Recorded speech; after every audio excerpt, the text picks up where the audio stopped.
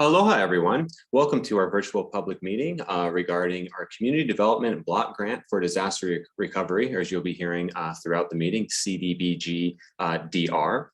This is for our Action Plan Substantial Amendment number 2. Thank you for being here, and we look forward to giving you folks a good presentation.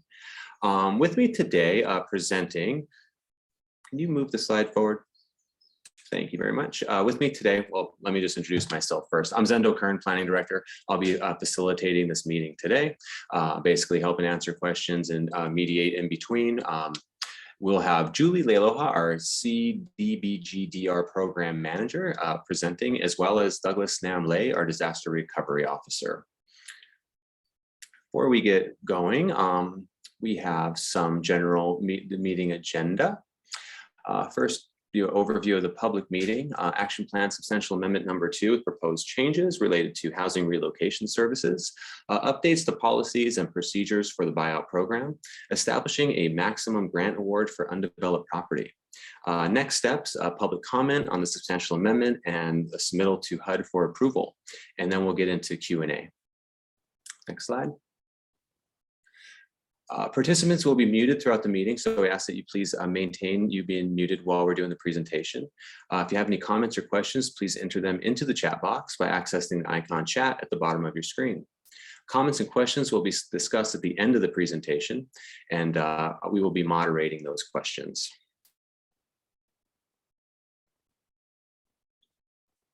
Okay, so moving forward, as I kind of already explained, I'll have Douglas start with the overview and turn it over to him in just a second, but I just wanted to get into it real quick again. We're gonna go through the entire presentation. If you have questions, like I say, put them into the chat. We'll go through those and ask those questions and get answers to those.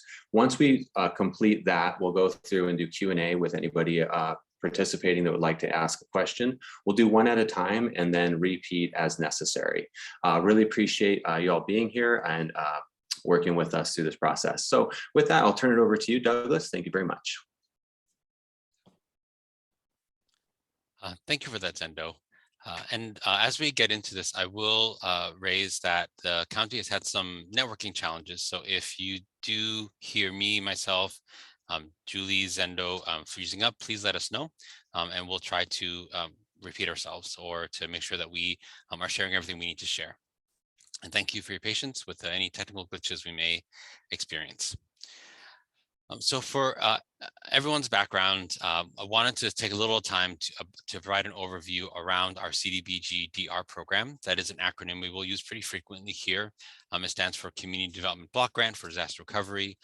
These funds are made available from the U.S. Department of Housing and Urban Development, HUD, and HUD has allocated $107,561,000 in these CDBG-DR funds to the county to support recovery from the 2018 Kilauea eruption. The primary focus of these funds is to implement a voluntary housing buyout program and housing relocation services, which the county did launch in April of 2021. We're just rounding out our first year of program operations. And we're here together to really speak about a proposed substantial amendment to the action plan. The action plan with these CDBG-DR dollars basically is a of HUD to outline how the money will be spent and how it relates to and applies to our unmet needs following a disaster. There are specific triggers for a substantial amendment, for example, removing or eliminating a program, changing eligibility criteria of a program, or moving funds within 10% or more of the total grant allocation. And we are in this right now in terms of some of the proposed changes to our program. The substantial amendment process does require that the county and any grantee, spell out not only what existed in the action plan, what is being proposed for changes. So there's complete clarity in terms of some of the changes that are being considered that we are seeking specific public comment on. The public comment period began on April the 4th. This is a public meeting to really discuss and answer questions, help clarify, and hear from you all. So thank you for making the time to be with us this afternoon. But we are asking for public comments in writing so we can properly summarize and respond to them as part of this process. And this 30-day period ends on April the 3rd. I'm sorry, this period ends on May the 3rd. We'll have some more details as we round out the presentation. So to help ground folks, this is the current approved budget for the CDBG-DR action plan. So what you see here is a level of detail that HUD requests on what funds are allocated to each of the programs, whether it be the Voluntary Housing Buyout Program, Housing Relocation Services, or Administration, which is capped at 5%, and how that breaks out across the 5 years.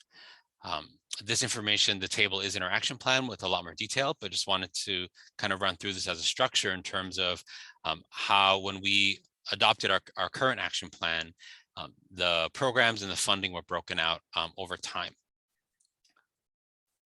This next table is actually what the proposal is. So again, it is proposed in terms of the CDBG-DR budget.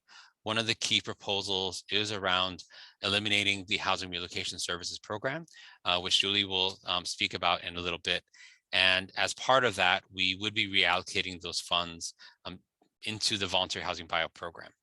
So really, we are left with one program with these funds, and with the opportunity to update the action plan through the substantial amendment. There's also an update to what the spend looks like. Now that we are a year into the program, we have a pipeline of applications. This is a more realistic anticipation of how these funds may be spent over the grant period. The county does have 6 years from the initiation of the grant agreement to spend these funds. And with the primary program of the Voluntary Housing Buyout, we anticipate being able to spend all these funds within that 6-year period. The program launched really with the objective of getting this assistance out to people as expeditiously as possible. And so that's also a big part of it too, in terms of how we've structured the spending here. So with that, I will hand it over to Julie to speak through some of the specific changes that we are considering and are seeking public comment on. Julie? Hi, thank you. First off, I wanted to talk about the Housing Relocation Services Program. This was initiated in good faith. However, after a 3-year period, we found that nearly 85% of the applicants who applied for the program were either already in stable housing. Many were seeking reimbursements for back rent or back deposits, which the program does not allow. Others were already in some sort of stable housing, either in land they already purchased or other homes they were living in. They were requesting help for repairs or to purchase material and supplies to help get them settled. But again, the program did not allow for that. Our biggest hurdle was most of our applicants wanted to remain in lava zones 1 and 2 because the rents were more reasonable. And unfortunately, under HUD, we weren't allowed to utilize any funds back into either zones or lava zones 1 or 2. We also had a number of people who relocated either off island or on another island or on the mainland for varying reasons, mainly because they either found rent that was cheaper or they had family members willing to take them in during the initial event and wanted to return to Hawaii. However, the program does not allow us to relocate them back to Hawaii. We just couldn't do that. We asked about it, we inquired about it, but that was not the case. We were not allowed to do that. We also did an analysis of available rentals, and we ran into a number of things that were quite difficult. First off, there was a severe shortage of rentals to begin with. I had been tracking week by week the number of rentals that became available and their cost. The costs were somewhat exorbitant even for Hilo standards, let alone Kona, West Hawaii. In fact, none of our applicants wanted to leave the East Hawaii side of the island. In addition to that, after talking to some of the larger rental companies, it was really hard to find any that would rent to Section 8, for example. We wound up working with the County Office of Housing, and they were able to actually serve only one Section 8 client, and that was into senior housing for urgent need situation. So we didn't even place that person at all. However, that person continues to be a member, an applicant with the program. She would like to get back into a single family unit if possible. Second to that, there were limiting factors with the rental situation. Most of the rental agencies, all but one in fact, required a certain credit score as well as prolonged employment, proof of employment. And that was also difficult for some of our clients for that reason. We also explored the fact of, hey, you know, if we were to work with HUD and see if we couldn't put cover expenses for up to 6 months, would that be taken into consideration? Unfortunately, because of the COVID situation, most of those people said no for varying reasons.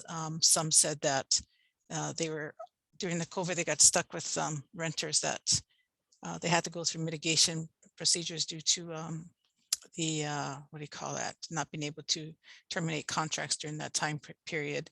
Many decided to leave the rental market altogether and sell their second homes. And 3, those that remain in the rental market wanted tighter controls with renters, and including limiting factors just increased exponentially once COVID lifted.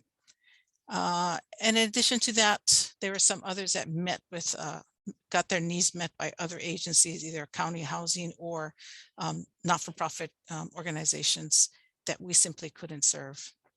So those are the primary factors why we had determined that the use of those funds would have been better used by moving that $1.6 million over into the housing buyout program to serve more people. So that's how we came to the determination of eliminating the housing relocation services, not for lack of trying, but because we just simply couldn't serve those that applied for varying factors.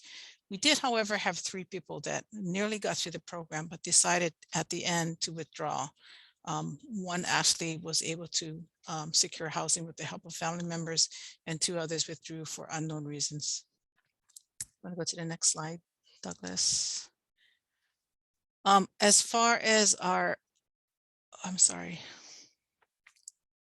far as our updates to our policies and procedures, you know, we did ask for clarification of program eligibility, including for title holders, because we did have a number of people who transferred titles after the fact. So we went back to HUD to ask for advice with regards to folks who might have transferred titles, either a complete broken title or transfer to a family member. And we did determine HUD basically said absolutely not if it was a breaking title to a non-family member. We did explain the situation with Hawaii transferring interfamily from say a kupuna to a child because of advanced age, and we made exceptions for those things. So that's one of the changes that we made in the policy and procedures. We had to clarify the undetermined unmet need for the pre-disaster market value, because we did have an option of either utilizing pre-disaster value or post-disaster value. We set on the pre-disaster market value. We do have a very short list of exception policies within our policies and procedure, again, primarily related to ownership among immediate family members. In addition to that, we clarified our appeals process, including the role of HUD. So those are outlined. Those are clearly outlined in the changes in our updates to our policies and procedures within the policy and procedures document, as well as the action plan itself. To date, we did have about 312 actual applications for phase 1, which began in May.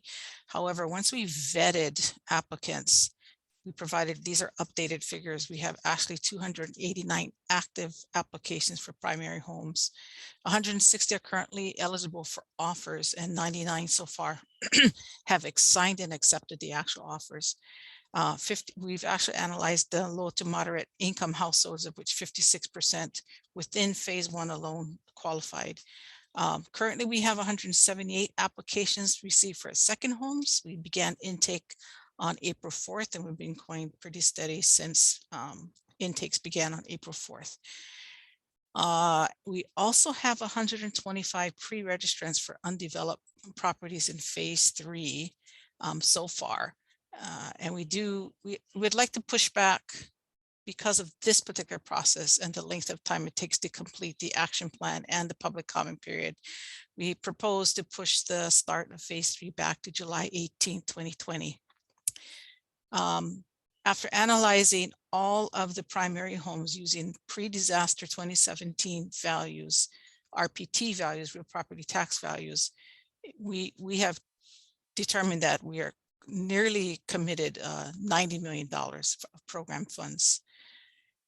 And this is one of the reasons why we were looking at making changes to phase 3.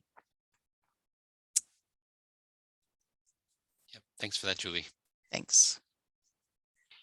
So in this next part of the presentation, we would like to zoom in on the final proposal, which is around establishing a new maximum grant award for vacant properties that were impacted by the 2018 eruption that would be eligible for our voluntary housing buyout program.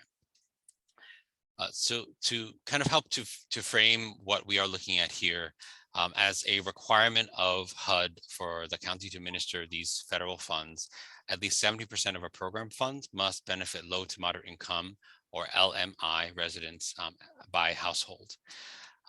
The county must purchase the properties based on either pre-disaster value or current appraised market value. Like the majority of grantee jurisdictions around the country that use CDBG-DR funds for buyouts, the county decided to go with pre-disaster value. But given the context of the eruption, I think our situation is also quite unique in terms of the challenges of establishing current appraised market value, and to establish it, to have it be a level of assistance that will actually help folks in all the different situations they find themselves in several years after the eruption event. But the county's choice to structure the program around pre-disaster value is the same choice that every grantee around the country also takes, is what HUD has advised us. You know, and both the county and HUD want to serve as many eligible applicants as possible. That is really one of the core objectives driving how we structure the program and some of the proposals that we're discussing today. As Julie mentioned, of the current 467 applications that we've received for primary home and second homes, that commits nearly $90 million in funds. And specifically on the table, in terms of the proposal for the substantial amendment, is a proposal of a maximum grant award for impacted vacant properties that are eligible for our program of $22,000. And the basis of that maximum award is the pre-disaster value, but that figure represents the median market value of impacted properties that were undeveloped. In the next few slides, we'll really get into detail on some of the sub-analysis we conducted. I know that kind of is top of mind for folks in terms of how we got here. We will be posting a recording of this meeting, the PowerPoint slides, as well as kind of the raw data that we utilize to get to this median value. But to help folks understand, you know, the median value is the singular figure in a long sequential list of figures, right? And when we organize the properties that are impacted, and use from low to high, the median value is 21,900, and that area is represented by a large representation of undeveloped properties from Leilani Estates, where the property values there for undeveloped land pre-disaster does range from 17,900 to just over 22,000. And this specific proposal, which is what we are engaging with right now through this amendment process, replicates the methodology for the properties with homes that was capped at 230,000. So, for example, the primary homes and second homes that Julie spoke of, we are looking at pre-disaster value for those properties for the purposes of the buyout. And the 230,000 maximum grant award for those properties with structures represents the median value of those structures that we saw in our database as operating with primary homes, that proxy being having a homeowner exemption with a real property tax at the time of the event. So it is a replication of methodology, looking at something like the median value for the impacted undeveloped properties. So as we work through this, one thing we also wanted to share with everyone was what are other methods that the county considered in consultation with HUD to establish a new maximum grant award. And so one of them was, for example, looking at the average of land value for potentially eligible properties. And we'll dig in on some of this data in just a few slides. We also considered setting maximum amounts based on the median or average within a subdivision. Say if we looked at our eruption area as several zones, because we do know that property values varied across the subdivisions, using that as a basis. So each area would have its own median value that is more locally tailored. Additionally, we looked at a multiple of a set value. And so if we look at that mathematical mean of $22,000, could we set a maximum at 2 times that, 3 times that, for example? And some final options, we're also looking at establishing values on a per acre basis. For example, using the median value and then multiplying from there. So a 5-acre lot being 5 times whatever that base per acre was. There were some challenges with that because I think in the appraisal process, it isn't so much apples to apples in terms of square footage to unit cost. And so we didn't want to stray too far from how land appraisal actually operates here on our island and within the industry. And then the final kind of consideration we also looked at in terms of shaping this proposal was including values for the broader Puna district adjacent to the eruption area, but still within the census blocks. And that didn't make as much sense because let's talk apples to apples in terms of the specific undeveloped parcels that could be eligible for our program and really honing in on that specific value as opposed to looking at the broader kind of Puna Makai areas. And so when we break this out, this is the raw data, or this is an analysis of how many parcels we're talking about, what types of categories and ranges of pre-disaster 2017 value we're looking at here. And I also want to kind of share that in the analysis, we did rule out certain properties that just weren't going to be eligible for the program. For example, state or county owned parcels, utility roads, and road parcels, those things that would kind of skew it. Also large landowners where kind of large tracts are owned by individual corporations or landholders, and they aren't likely to be eligible or likely to pursue this specific assistance since it is a voluntary housing buyout program. What the data shows us is that there's a broad, there's a concentration of values within the $22,000 proposal, represented by 55% of the 2017 appraised market value for these properties. And then when we look at these other categories, really functioning on multiples of this initial median value, we see kind of how many properties fall into each of these categories that we work to define as a spread across the board. And so again, the universe of properties, the 1,000 to 24 properties are those undeveloped properties that were impacted by the eruption that could be eligible for the program. We know that not all 1,024 are expected to sign up and to seek this assistance, but we are also working within kind of some operating assumptions of what we can expect and planning for certain things that we may not know until we open up phase 3 and start receiving applications. And I'll sit with this for a while, even though I don't know if I have enough kind of talking points to really work through it. But I think a really important point of this is when we looked at the calculated averages of 2017 market value, as well as the medians on a subdivision by subdivision basis, we really wanted to provide this level of detail in terms of what we're seeing. How it all breaks out aligns with how we know our communities are built, right? Certain smaller subdivisions having a lot of range. Some of them are just a couple of very large parcels for agriculture or both residential and agriculture. Some of the more denser subdivisions like beach lots, vacation land, house lots, and of course, Lani Puna Gardens and Leilani Estates. There's just more numbers in the universe, right? In terms of those subsamples. Again, we really use this as the basis to look at how do some of the decisions that we are looking at really factor in from an area by area type, and are looking to really dialogue with folks today about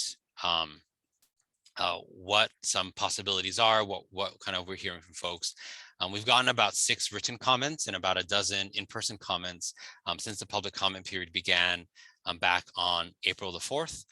But we are, this public meeting is part of the continued dialogue, and we're really encouraging folks, in addition to our discussions this afternoon, to submit public comments. After we receive the comments, we will also kind of process them and be able to move forward with that in terms of any action plan that we submit to HUD. And with that, kind of my final slide is what are some of the next steps? So as I mentioned earlier, we are in the middle of our 30-day public comment period that kicked off on April the 4th, and it wraps up on May the 3rd. There's several ways that folks can submit comments. A number of folks have been just directly emailing kilauea@hawaiicounty.gov. If you have any questions about the program itself, including your own eligibility or someone who might be interested in the program, we'll also respond with that effect. But we are just receiving comments on the substantial amendment at this point in time. If you visit our program office at 100 Pauahi Street, there's also ways to kind of give comment, and we're happy to jot down the comments for you, and folks can also send it by US mail. As part of the HUD process for substantial amendments to action plans, the action plan document itself includes a summary of all the comments that were received, an analysis of the specific topics that were addressed in those comments, and the county does our best to really acknowledge the issues that were raised and to really tackle, how are we addressing those comments or those questions as part of the changes to the substantial amendment in the action plan. And it also is a space for us to really show if specific changes were made from the initial proposal that was drafted to the final that is submitted to HUD based on what we heard in this public comment process, right? And so as we continue to live this document and live this program, each substantial amendment will reflect a summary and analysis as well as responses to the comments we receive. So folks should look out for that. And a practice we've also put in place in the administration of this program is to share directly the written comments that we receive. Because of the privacy concerns for our program and the use of these federal funds, we anonymize the actual comments themselves and make them available and downloadable from our website. And as follow-ups to this meeting today, as I mentioned earlier, we will be posting a recording of this afternoon's meeting, the PDF document version of the PowerPoint slides that we're reviewing together, as well as kind of the raw data set. So the 1,024 parcels that are undeveloped that could be eligible for the program, as well as a data set for the 1,776 parcels that were impacted by the eruption, right? But because we really want to talk apples to apples, we're looking at all market value for all the impacted properties, as well as a disaggregated list of the 1,024 that have been identified that were not developed prior to the eruption, that could be processed in phase 3 when we do propose to open up in July of this year. So with that, happy to hand it over to Zendo for our Q&A portion. Thank you. Excellent. For listening. Thank you, Douglas. Thank you, Julie. I really appreciate the presentation, as well as really appreciate all of you showing up to be a part of this process. It does mean a lot. We really value the feedback, the dialogue. With that, let's get into some Q&A. At the bottom of your screen, there's a reactions button. With that, if you press that, there's a raise hand button. If you press that, you'll get a hand just like that. To lower the hand, go ahead and click lower the hand. So if you have any questions, please go ahead and click that raise hand button, and then I will go ahead and address you in order that you folks have raised your hand. Again, we'll do one question per person and then go back through if you have multiple questions. Zendo, I have a question in the chat that was only sent to me though. So is it okay if I read it off and we address it? Let's start with that, because I've seen nothing in the chat on my end. Okay, great. I do see it as a direct message to me. So let me share that question and then we can dialogue on it. So the question is, although I had a home destroyed that had a value over the set price of $230,000, we also had a second property next door that was undeveloped. Am I able to claim for both properties at HUD's set pricing structure? So thank you for the question. And I'll try to break it down in terms of what I'm hearing from the question as part of the response. And so, the person who offered the question owns multiple properties that were impacted by the eruption. They're adjacent properties. And I think really the question is about not only the value and in terms of a max grant award, should the property go through the buyout program, but can the property owner kind of apply for 2 properties for the program? So I will answer that question and kind of hand it off to Julie if you have anything to add as well. As part of our policy and procedures, we are only serving a given title holder once. And so there are individuals who own multiple properties, have inquired about whether they can apply for multiple properties as part of this buyout program. And so long as the same title holder is on the multiple properties, we can only serve one. And so folks are then faced with choices around whether they want to apply as property 1 or property 2.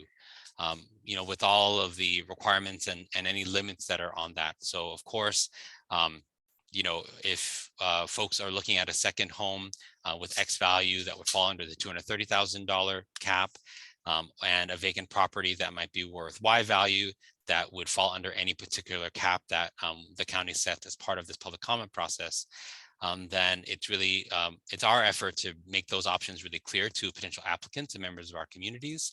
But really the choice is the property owner on which property to pursue. And with that, I will stop sharing screen. We can always pull up some of the data slides if that's helpful to our conversations together. Yeah. Thank you, Douglas. Any questions? Well, Douglas read out my question. I was just curious because the way I'm seeing it is if the empty lot beside my house that was destroyed was owned by a different person, they would be able to make a claim on that undeveloped property. But because my name happens to be on 2 pieces of property, one which was my primary home that is now gone, I can't claim for the empty property as though somebody who had just dropped, $25,000 and invested on the empty lot, they're going to get most of their money back. Where I paid an extra amount for that side lot as part of my overall purchase, but it is 2 separate properties. So it's kind of like, geez, if I had my son on the title to that one, he'd be able to collect, $22,000 for it today. But because my name happens to be on both, I'm out of luck. And I know all this money from FEMA is a gift. I appreciate it because those of us who didn't have insurance, we were stuck at the very beginning here. But that was my question, is whether I could put in a second claim for that side property that was undeveloped. So you've answered my question. Not happy, but what can I do? Thank you, Ernie. Thank you for your question as well as your understanding. We appreciate it. If you wouldn't mind remuting yourself just to avoid any background noise. Again, I'll call on you, Eileen, in just a second. If anybody does have a question, please use the raise hand button. If that's not working, then after Eileen asks her questions, you can wave at me or say something and I'll try to get to you. Eileen. Thank you, Zendo. And could you bring up, I think it's slide 14, either 13 or 14. Yes, working on it. I know.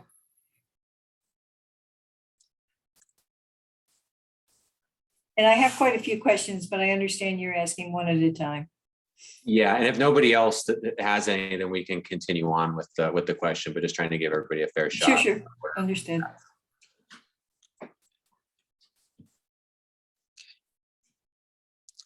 Is this the one you had in mind? Yeah, more or less. And Douglas or Julie, you'll probably know the answers to these questions as I rattle it off. But how many of these vacant properties, let's just go with an area that has a large number, such as Leilani Estates, and any of the subdivisions or areas that have large numbers, how many of those properties were valued at the minimum tax value of $100? Because that really sets off your median approach. So if I can address that, in terms of the broader list, right? There were 44 properties that pre-disaster value was $100. Of the 1,024? Yes. Okay, so only 44 are at 100. I think they raised the minimum to 200 a little whiles ago. So how many are at 200? So currently, I'd have to take a look. If they continue to be inundated or isolated, they are at the current minimum nominal tax value No, I mean for today. yeah, I understand, but Yeah. pre-eruption is what I'm asking for. Got it. Only the 44 and the 100 for pre-disaster. Only 44 were valued at 100 for pre-disaster. That's Then correct. you're telling me that there were none that were valued at 200 pre-disaster? Because the tax change came before the disaster. The rate change happened before the disaster. Yeah. Not that I'm aware of, because as we went through every single set of data, we were only seeing the 100 on those 44 parcels. Yeah.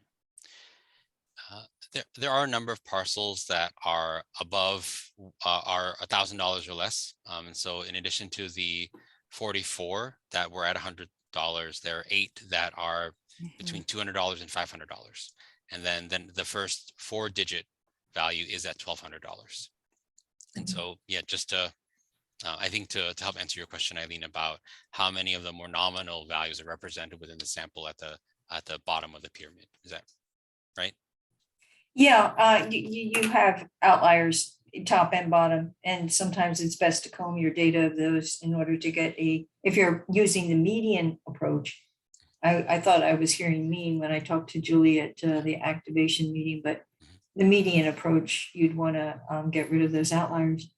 And do I understand this chart right, that it says that the Kapoho vacation land, you have raw land values as low as, oh, here you go. No, where is, okay, Kapoho vacation land, as low as 22,000 you had on the real property tax office? Those were values for Kapoho vacation land. And yet the average was 64. Something about those numbers is a little troubling to me, having been a little bit familiar with that property area. So we can definitely cross-check it. I'll see if there are any errors in kind of the copy over as we prepare this presentation, but I will verify that. So thank you for flagging that. I think what you share definitely deserves a hard look. Yeah, and is there a reason we are not considering averages? So one reason why averages weren't part of the original proposal was really in the way that kind of the real estate industry uses median values as an indicator and a marker, like median value for ABC area for properties that are on the market. The statistics that we hear a lot in the news around the median value for a single family home over $1 million. I think that structure is what we wanted to stay with. But again, we want to provide all of the values here to be able to have this conversation.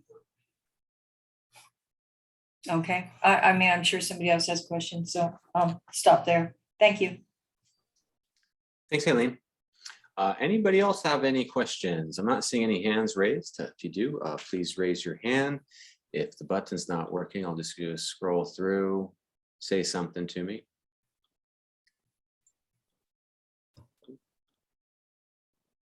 Okay, Jane? Headkey? Bottom left corner to unmute.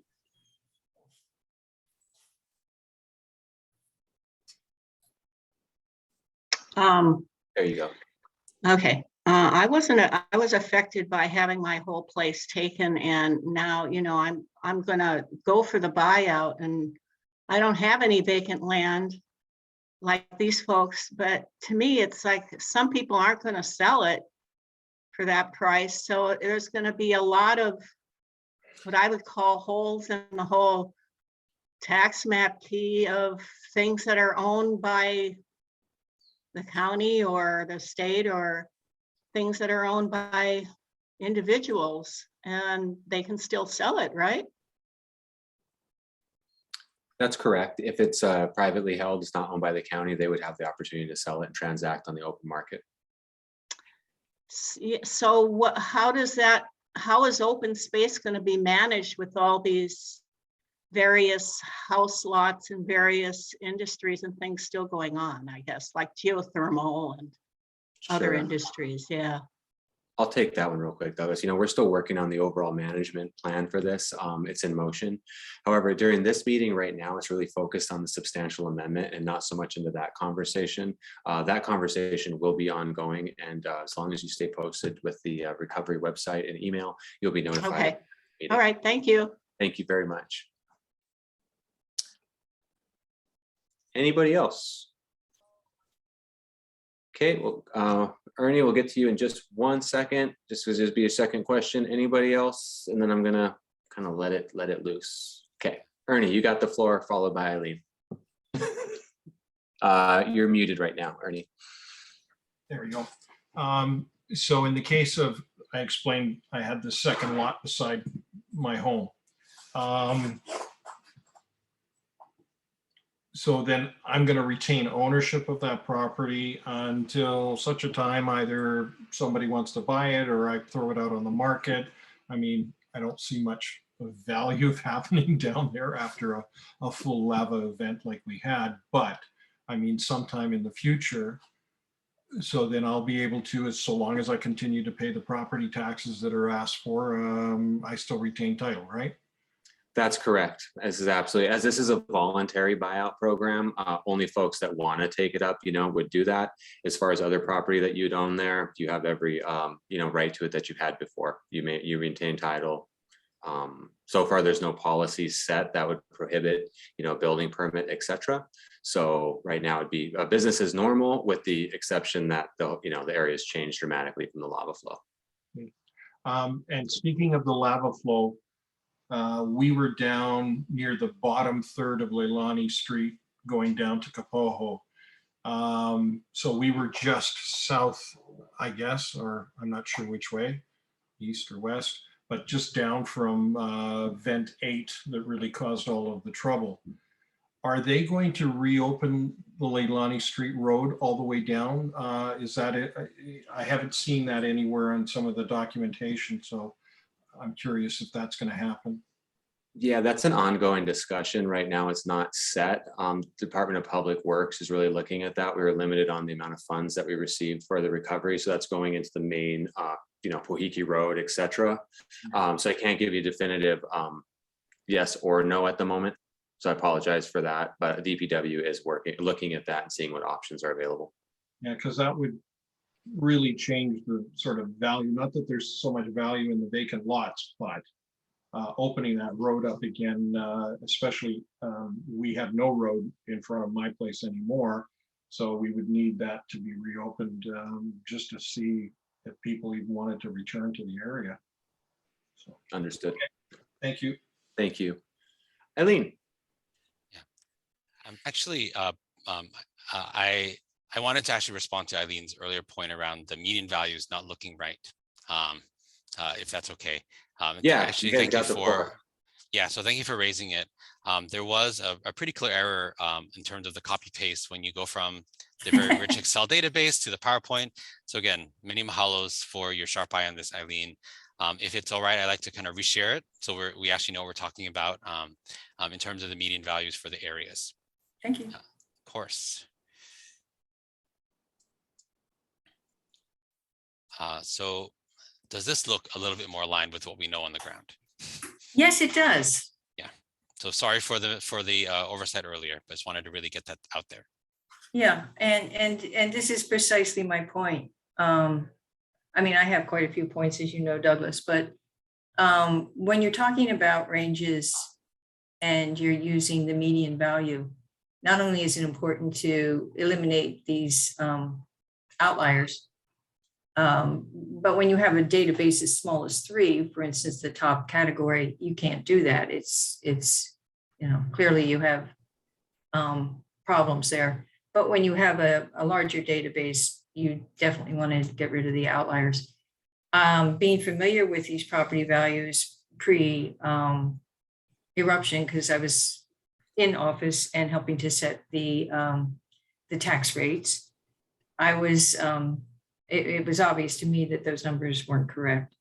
And bad information leads to bad decisions. So let's get on the right page. But talking about ranges, when you look at the range with, say, Leilani Estates, if these numbers are correct, your average and your median are virtually the same. And they are at a much lower value, significantly lower in terms of the range than when you're looking at housing structures. I believe you told us that 727 permitted structures were lost in the lava. Am I correct on that? Something like that? 723 properties that have structures on them. Yeah, 720 with permitted structures, right? Structures. So they weren't necessarily permitted, because at the time there were a lot of other structures that were not being considered. So we assumed you meant they had been recognized by the county as permitted. Right.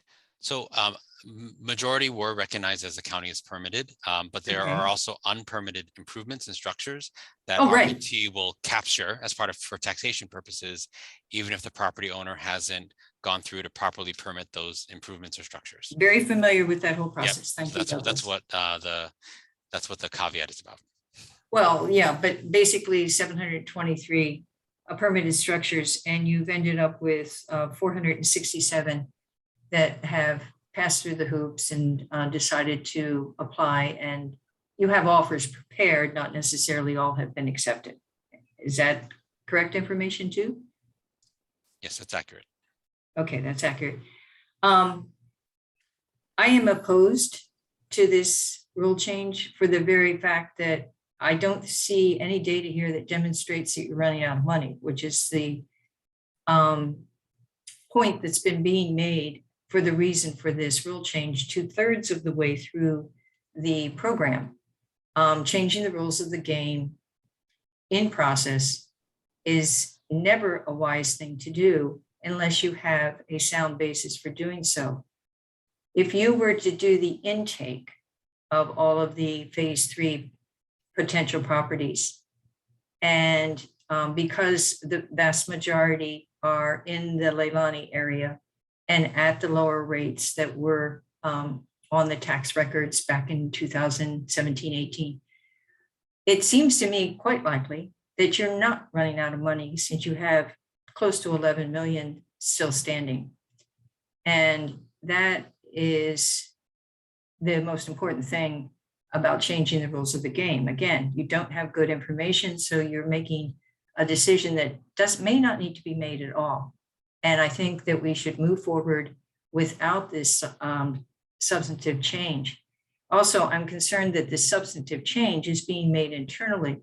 When we adopted the action plan, it was presented to elected officials. Now, albeit we were in the middle of COVID and the sunshine laws were set aside, let us say, because the notice for that meeting literally came out 24 hours in advance of the Housing Authority meeting where the action plan was adopted.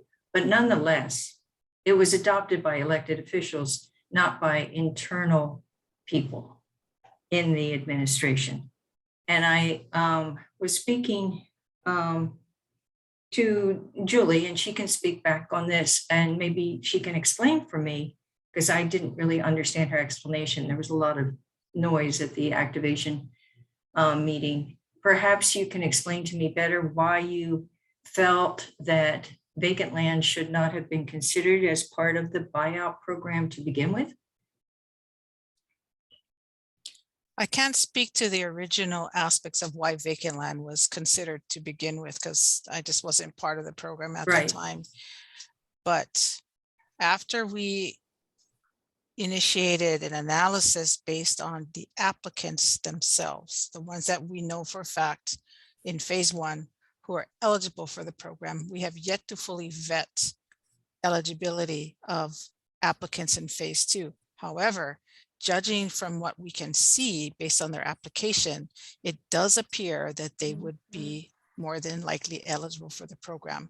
So we took all of those values, and given the fact that we have requested ending relocation services and using that additional funds for the buyout program, the estimate came back between 10 and $11 million of available resources if we get to payout of all of the current applicants on the list. I'm not counting the pre-registrants for phase 3, just for phase 1 and phase 2, because they have the highest value.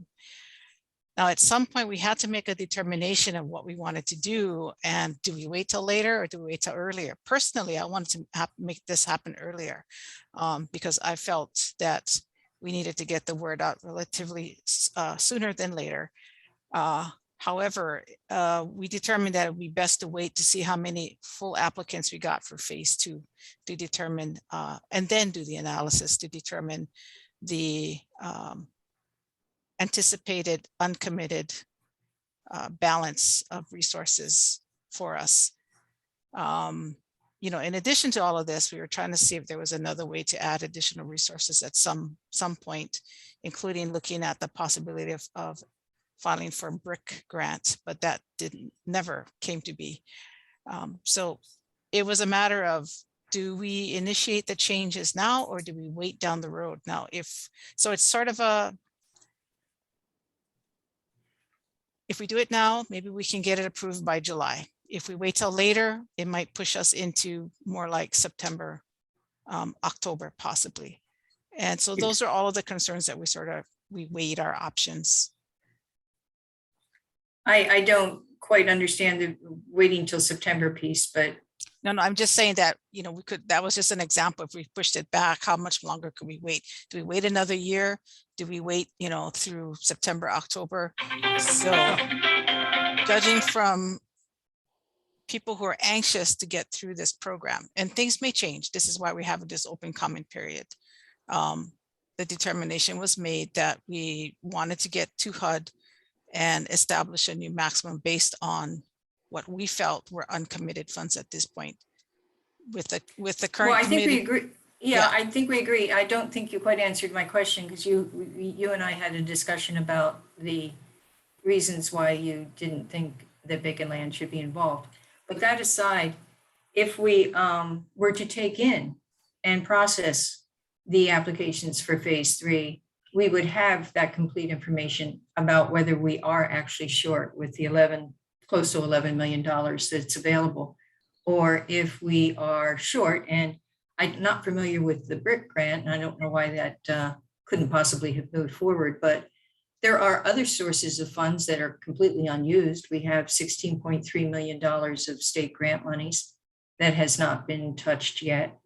So, and there's always the possibility of going back to the grantor of HUD at the behest of Senator Schatz is the reason we got the nearly $108 million to begin with.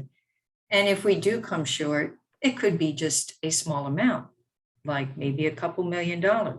So we do have additional funds sitting on the side, and we do have the prospect of perhaps acquiring more, but we don't have complete information. And I object to doing this rule change when you don't have information that is documenting that you are indeed running out of money.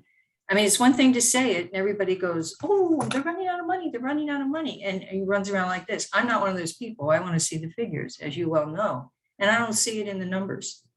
Pretty familiar with the numbers. So if we were to use the existing rules and move forward and do the intake and do the processing and then discover that we're short, that's the time to consider changing the cap, but not now. So question for you, Eileen, this great, great dialogue. So if we don't notice people, I mean, the math to me is they're around $11 million, give or take a little bit. If you really start looking at participation, that money's used up really quickly. That equates to around 48 vacant parcels at the 230 range. Obviously, those would all be the case. I'm just saying we don't know, right? There's variables. So we're trying to see what those variables are with the best information available.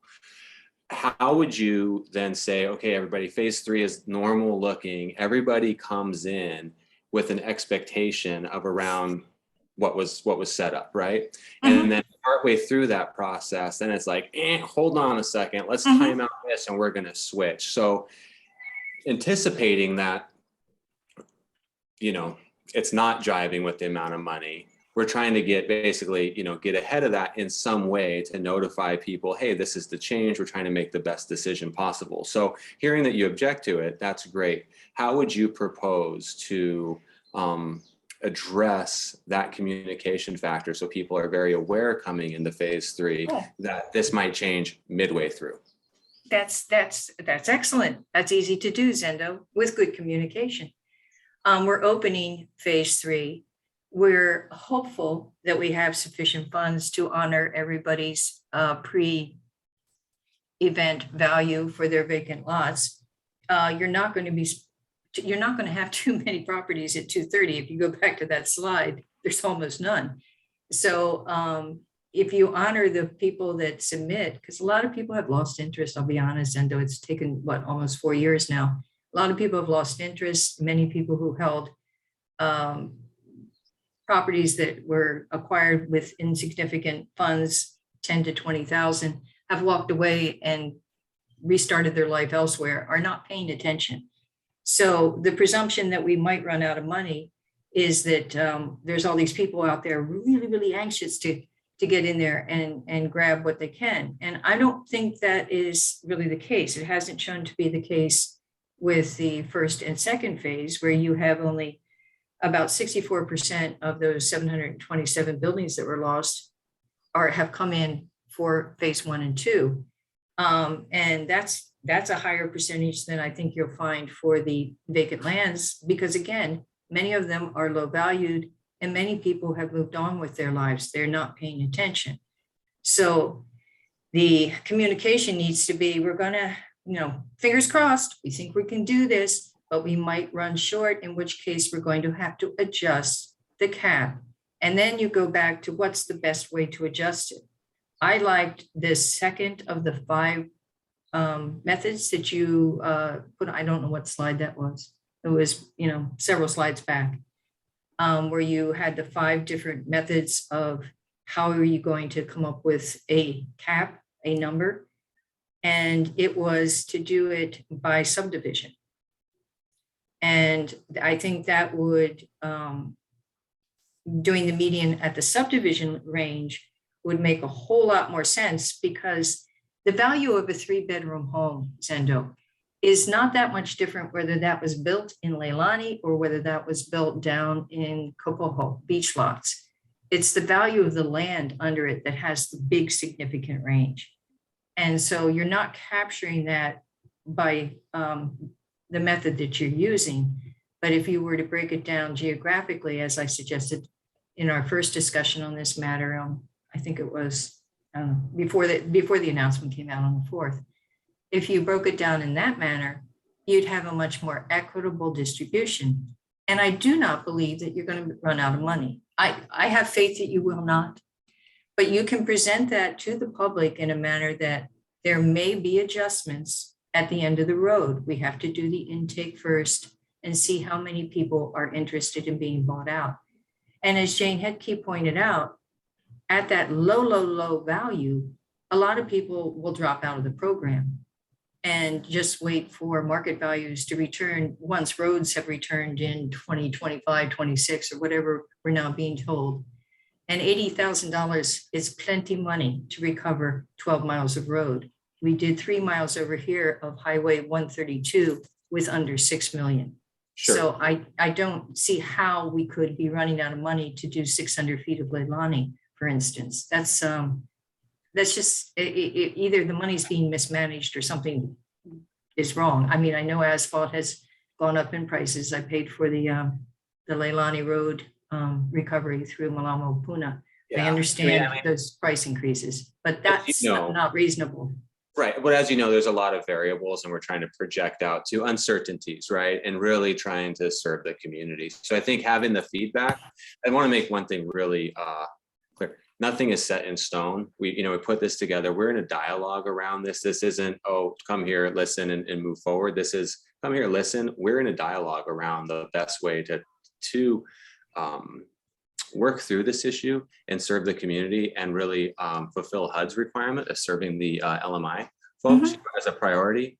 And so, as you can see, it's complicated in any factor. And so again, the meeting and the dialogue is helpful. So we can come back and, continuing the convo around that. I want to clarify one thing. Earlier when I was speaking to Ernie, it was brought up, mentioned FEMA funds. Just wanted to clarify that the HUD funds are used for the buyout. FEMA funds are specifically for the road side of it. So just want to make sure that I communicated that clearly and effectively. Eileen, do you have any other questions? Well, yeah. What are we going to do here? You said it isn't set in stone, but how are things going to change moving forward? We have very little, I mean, to be honest, there's only about 12 of the public on the meeting. I see a lot of county people, but I only see about 12 from the public. You mentioned that you had gotten 6 written responses in already. Is anybody coming in enthusiastically going, yay, this is great? Probably not. I personally I've collected 11 and I intend to collect more. And most people are not pleased with this change of the rules at this point in time. So I think it's a matter of, if you say it, put it in proper speak, that they will understand that there is some chance if they apply and they don't have to accept the offer.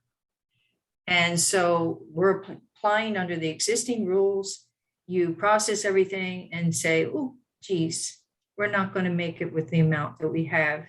And we don't have any other avenues for adding to that money, even though we do have money sitting on the side that hasn't been expended and getting us nowhere in terms of recovery. I mean, Zendo, $310 million has been acquired from federal agencies and state, and we're not even 10% expended on that.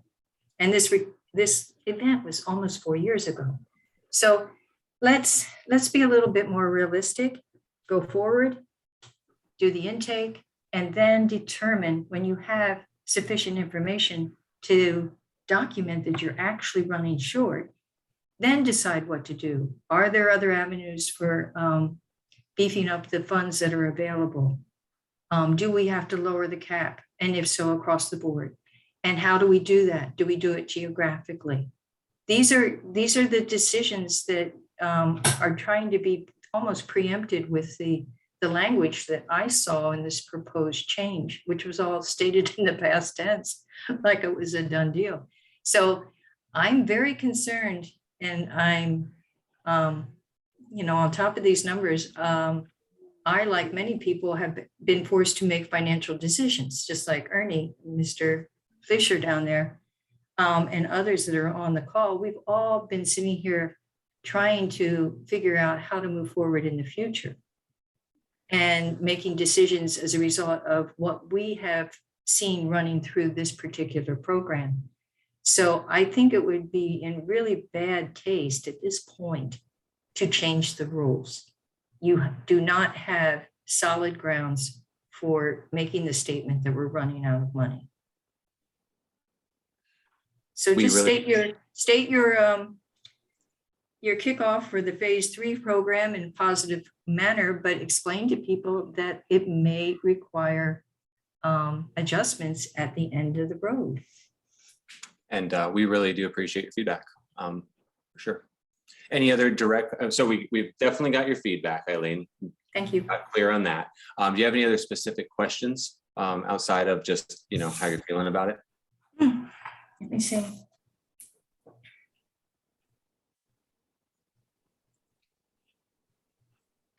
No, just as long as we get the numbers correct. Most definitely. Yeah, that really matters a great deal. We don't have a huge database here, so we should be able to get the numbers correct. They will be guaranteed. We really appreciate that. Are there any other questions from any folks participating? Ernie, his question? Yes, just curious, based on the fact that I explained earlier that I had an empty lot. In the 1,024 lots that you say are undeveloped, and of the portion within Leilani Estates, are landowners that are duplicated as I am, are those counted in those 500 and some odd lots? Good point. You know, how many people are double on that? You might have too many. No, they're not. We've removed all duplications. You have, okay. That was just a curiosity question. Thanks for that question. Marilyn? If you're looking to unmute, it's bottom left corner of your screen.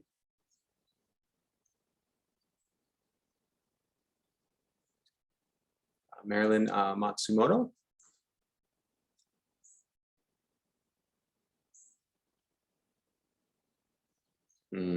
Not hearing you. There you go. In my case, it was on the top, not on the bottom. Oh, shoot. You know, thanks for that. That's the first time I heard that. I'll work on my instructions better. Somewhere on your screen, there's a. Yeah. I'm on an iPad and that. Oh, okay. So my question was sort of like Ernie's. In my case, my husband has two parcels that are very large. So they would have skewed the numbers very high. And they're next to Leilani Estates. And my concern was that both of those would have been included in coming up with the median, because that wouldn't make any sense. It would definitely skew your numbers.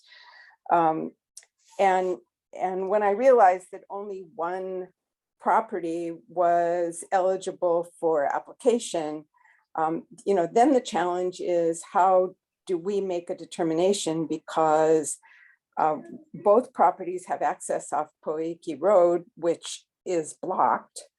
And when I look at the maps, I have no means of telling if the 40 acres has all been inundated. It looks like the 10 acres that he owns has been inundated at maybe very high levels. But we don't have any way of figuring that out. And which of those two parcels we were to not apply under would continue to skew your numbers, because they're not equally valued, even though they're both very large parcels. So I think, Ernie's question, I think, was a very good one, and I'm glad to hear that you have taken those duplicate ownerships, into consideration. But it's still, I don't know, it leaves a lot of questions in my mind where, these were properties that my husband has owned for decades. And it was part of his retirement, and they were all on the market at the time that the lava flow occurred, to help cover his retirement expenses. So yes, it wasn't a primary. We didn't live there. There were no buildings on the property, but they do abut Leilani Estates, so they were in a very high inundation area, and now they're assessed at zero value, and yeah, I have an issue. I agree with Eileen. I have an issue with just flat off the top saying $22,000. I don't know in his case, where unlike Ernie, it's not like, next door to my home. But we all have individual reasons for having owned vacant land, and putting a cap at 22,000 just seems, I don't know, unreasonable to me. I don't know what the better solution is, but I do like Eileen's suggestion. I look at it and say, you have anything is better than nothing, and certainly unexpected. Natural disasters don't necessarily get compensated. So I get that. But it's just it's very difficult then to say that somebody whose parcel was worth 10,000 would receive or use it at the median. Somebody whose parcel is worth 22,000 would conceivably receive the same payout as somebody whose parcel is worth, multiples of that. And I think where I'm trying to understand, where the land that is purchased is to be used for cultural activities, agriculture, whatever it would be, if the parcel is covered with 20 or 30 feet of lava, I don't see that that's happening. To have any kind of use for, I don't know, tens of hundreds of years. I don't know how long it takes lava to break down. But it just becomes very, very difficult from my standpoint. And it's hard to articulate in any kind of a question or a comment, except that it's somehow putting a cap. At this point, when you don't know what kind of applications you're going to receive, I go along with Eileen, take in the applications and let everybody know. We'd like to set it at this amount, starting with the original proposal. And if we don't have the funds available, then you may not get what you thought you were going to get. As long as we all know that, I think that's a much more equitable way of dealing with all of this. That's it. Thank you for your comments and feedback. Julie, did you want to? Yeah, I just got a couple of clarification factors. So for for duplication, we took out duplication as far as phase 1 and phase 2 was concerned. However, in the vacant properties, we went and we took a look at just vacant lots based on based on real property tax records. The other part I wanted to respond to you too, if you're unaware of how inundated the property is, there's 2 ways to go about. We could assist you, but so could the real property tax office. We do have access to pictometry services, or actually aerial views that we can see. And we actually have TMK layovers to determine how inundated a parcel is. So if you need assistance with that, we can definitely help you with that. But I thank you for your comments. Thank you, Julie. And thank you. I wasn't aware of the fact that there is somebody who can help with that. I keep trying to do a layover with TMK, and because the larger of the 2 parcels that my husband owns, it's 40 acres. Mm-hmm. So as you try and lay over the inundation map over a parcel that's that big, knowing that at least a little bit of it doesn't look like it was affected, it's impossible. And we live on Oahu, we keep talking about flying over to look at it, but because Poiki Road is not open, then there's not really anything. We wouldn't solve anything to come look. Yeah, and to look it from the air, an untrained eye wouldn't be able to pick it out, which is why we can, there's ways to assist you with that. The other part I wanted to make very clear is that in all of the documents, we have identified purchases, in the HUD approved, as far as the program is concerned, for HUD, HUD has approved that all of the acquired properties must remain in open space. We have not defined clearly what that open space will be utilized for. At the moment, it's simply open space. Okay. I think kind of maybe what Ernie sort of touched on, that you then could conceivably have several lots that are now part of the purchase, so they will remain open space. And then you suddenly have individual parcels that were not part of the purchase, and they could have, you know, God knows what developed on them. So yeah, that, okay, thank you. Thank you, Marilyn. Thank you, Julie. Eileen? Sorry there.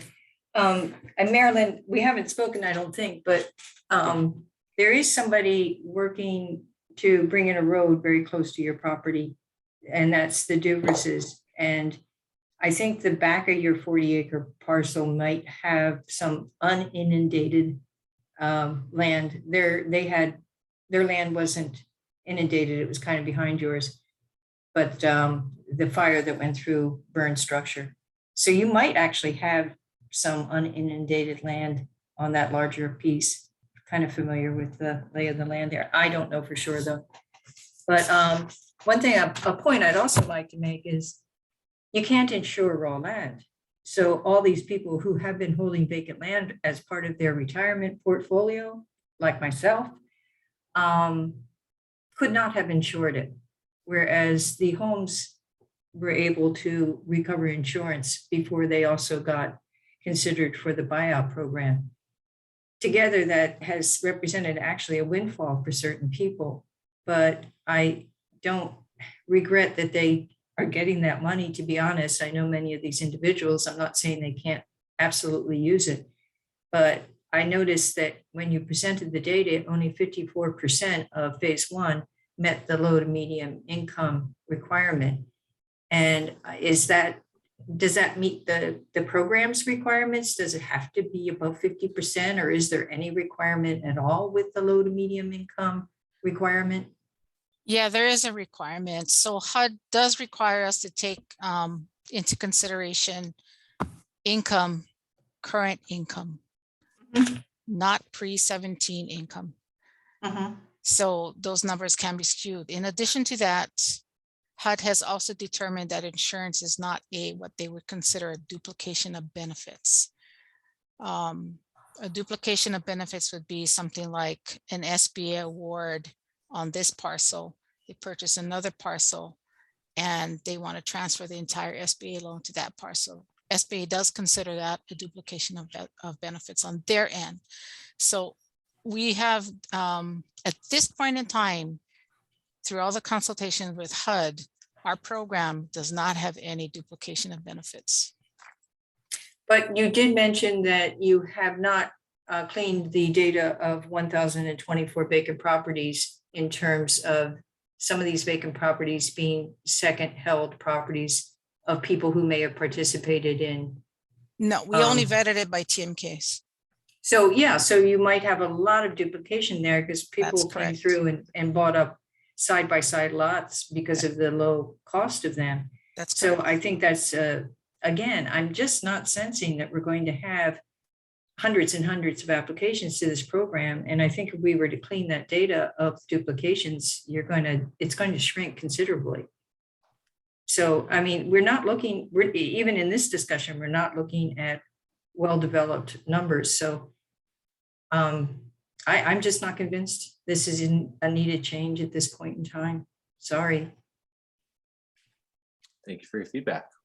And to also address your question, Eileen, about HUD requirements of servicing low to moderate income households, the Federal Register notice does require that we as a grantee allocate or serve at least 70% of our program dollars toward low to moderate income households. So earlier, Julie shared that 56%. That's where we are just from phase one, because we've gone through all the income certification process for the primary homes that applied. We're just now starting that process for the second homes. So we'll be tracking and reporting that out as time goes on. And once we open up phase three, we'll just know, who it is that is applying. Yeah. Okay. And I think that's exactly what you have to do. I think you're going to find that when you evaluate phase two, that percentage is going to shrink. These are second homes. Yep, and understood. If you open up the phase three, that's where you're going to add considerable percentage points to the low to moderate income served. Yeah, I think Yeah. you're spot on with that. I think our sense is also the same. I deal with data all the time, guys. You know this. It's just something I enjoy. So we appreciate the feedback and the dialogue. Are there any other questions or sharing of concerns or comments? Okay, seeing none, we will go ahead and begin to wrap this up. Douglas, go ahead and show that slide one more time for contact information. And Marilyn, if you need assistance, please contact our team and we're happy to help you get that pictometry and overlay to you. And that goes for anyone needing help related to disaster recovery. We have a team here and it will assist and facilitate with whatever way we can. Encourage you to capture this. Douglas, Julie, any closing remarks on your folks' end? I just want to say thank you, everyone. This is the kind of dialogue we were looking to have. We did have 44 registrants when we started the meeting today. I think we're about halfway there. But we really want to take every opportunity to get this information out there. We are projecting right now how to submit a comment and where to do so. But the information is also on our website, recovery.hawaiicounty.gov. After the period closes on May 3rd, we will have a clear sense of what all the comments are. We'll be synthesizing them and finding ways to share back out, with the community what we heard from everybody. And really that's going to inform any future decisions that the county makes through this action plan amendment process. So thank you for participating. Yeah, for sharing. Yeah. Awesome. Julie, any closing words on your end?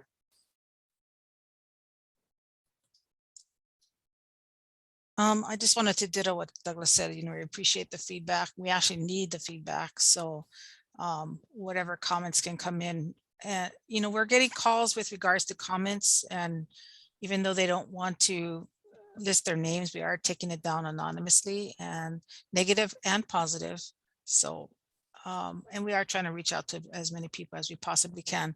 The only other last thing I wanted to add was, we do realize that we're, with phase 3 coming up at some point, we do want to reach out more to get the word out to folks who might have relocated elsewhere. And we have had a few inquire who could possibly be phase 1 applicants. We don't know yet. We have yet to vet them, but we are continuing to take applications for phase 1 as well as phase 2 during this entire program. So thank you, everybody.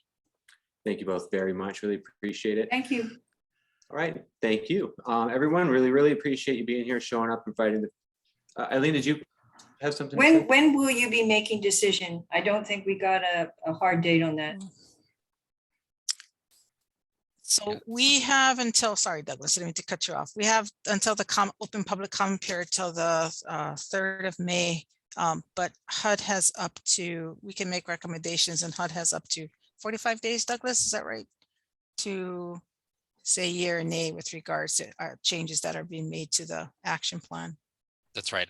After we receive all the public comments, we report out to the community what the comments were, how they shaped the decisions, and we submit the substantial amendment as a draft to HUD.